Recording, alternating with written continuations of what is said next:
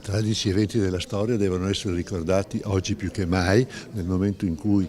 i testimoni diretti della tragica vicenda e del tragico sterminio degli ebrei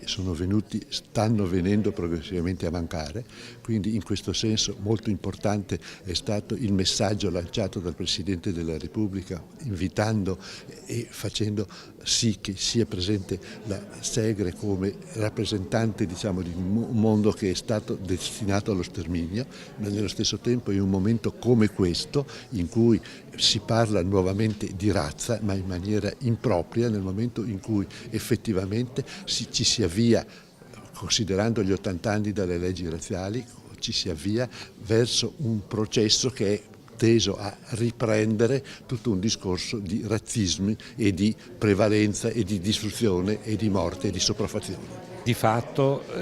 questo problema dell'antiebraismo è qualcosa di endemico in tante società. Per esempio nel 2016 sono stati contati 378.000 post su Facebook di carattere antisemita. Cioè, sono dei numeri che fanno veramente allibire e rivoltare il sangue. La base c'è ancora, quindi, però anche qui il mio obiettivo, la maniera in cui di solito tratto le cose non è mai di maniera emotiva, cioè quando porto i ragazzi nei campi di sterminio, lo faccio 2 o 3 volte all'anno, non porto mai i sopravvissuti o cose del genere, cioè non è l'emozione che dobbiamo, cioè bisogna razionalizzare queste cose, trovarne le ragioni, cercare di spiegarle, perché purtroppo la gente non lo sa, cioè leggi razziali. 80° quest'anno.